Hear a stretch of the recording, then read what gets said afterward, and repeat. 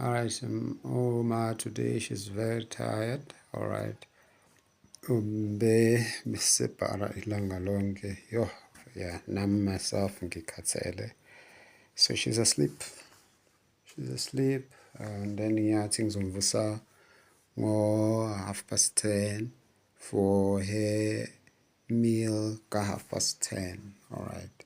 So I'm just going to fill in the space, all right, and pray.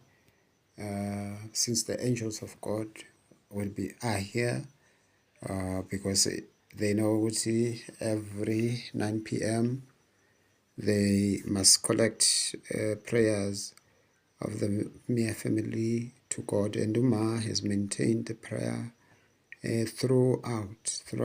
She has dedicated herself. She has never stopped to pray. Noma thina sihlala phansi, yena she's carried on praying. Yes, there are times there where she would not be able to, but they're very limited such times. But yeah, it's not the first time that I have to pray in her absentia, but most of the time, I'd say 99.99999% of the times, she's the one who carries us in prayer. So ke ngithe mangivula incwadi ngisingithi ngisazopage ivele yahlala la hymn number 75. It's not my favorite hymn at all, but that's the hymn that has just come with ngicule yona. So and then i-reference yayo amaHebheru 9:22. I've just had Began coming to my room, and then I'm gonna take him as a God sent in the midst of my confusion. Egcizelela ukuthi I must carry on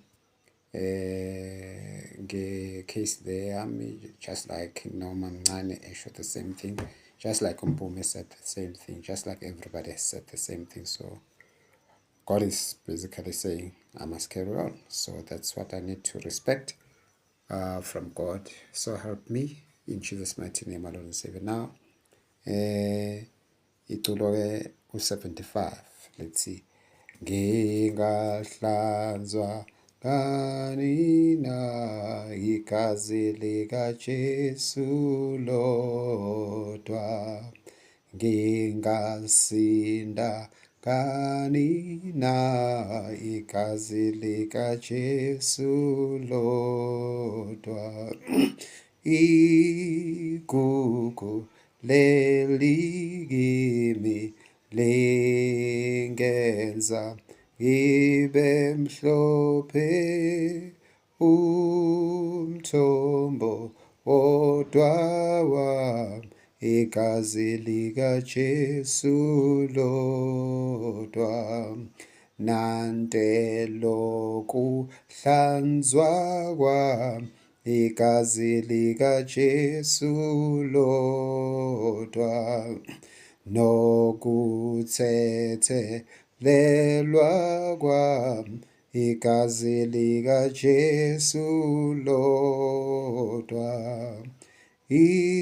igugu leli kimi lingenza ngibe mhlophe, umthombo wodwa wami igazi likaJesu lodwa, naso sihlawulo sami igazi likaJesu lodwa, akusikho kwenza kwami igazi likaJesu lodwa,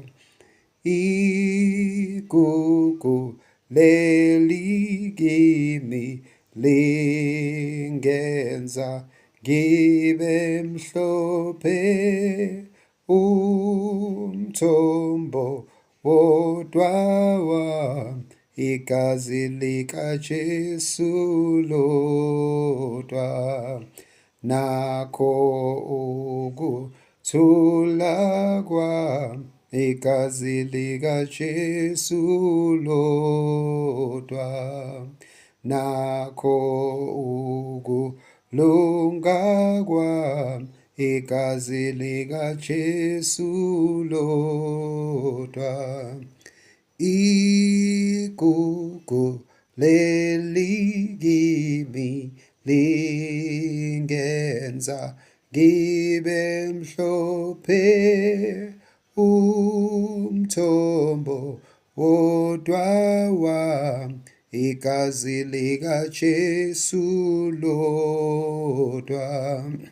Ngingahlanzwa ngani na igazi likaJesu lodwa.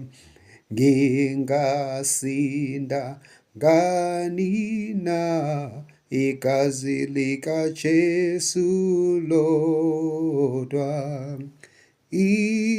Igugu leli kimi lingenza ngibe mhlophe, umthombo wodwa wami igazi likaJesu lodwa. Therefore, abaseHebheru chapter 9 verse 22 lithi, yebo, cishe zonke izinto zihlanjululwa ngegazi ngokomthetho. Ngaphandle kokuchitha igazi akukho ukuthethelelwa. Amen. La-ke sibonga uNkulunkulu ngegazi likaJesu ngoba besingabalahliweyo, besingabaphandle, belingekho ithemba for thina, ikakhulukazi thina bezizwe. So besiyabantu abalahliwe bevela, besivele silahliwe just at birth. Kepha umusa kaNkulunkulu wasenzela indlela yokubuyisana naye ngegazi likaJesu, both Jews and us Gentiles. So sibonga uNkulunkulu egameni likaJesu ngegazi likaJesu asithenge ngalo, elaphalala ukuze sisindiswe, elisihlambulula izono, igazi likaJesu. Konke siyikho, konke esiyikhona kungenxa yegazi likaJesu. So siyambonga ongcwele kaIsrayeli, omdala wezinsuku, ngegazi likaJesu Kristu.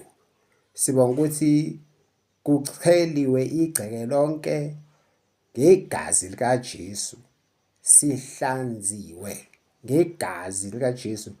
A spiritual rebirth. We have been formed anew in Christ Jesus ngegazi likaJesu. So sibonga igazi likaJesu elingamandla, elingukunqoba konke. Sibonga ukuba sisindisiwe ngegazi lemvana. Likho konke lokhu okusho ileli culo, lisihlanzile. Igazi likaJesu sisinda ngalo, igazi likaJesu sithethelelwe ngalo, igazi likaJesu sihlawulelwe icala ngegazi likaJesu, sinokuthula ngegazi likaJesu, sinokulunga ngegazi likaJesu. Ikuphi-ke okunye okungasihlanza ngaphandle kwegazi likaJesu? Ilona gugu lethu ukuba senziwe mhlophe qwa ngegazi likaJesu ngomusa kaNkulunkulu.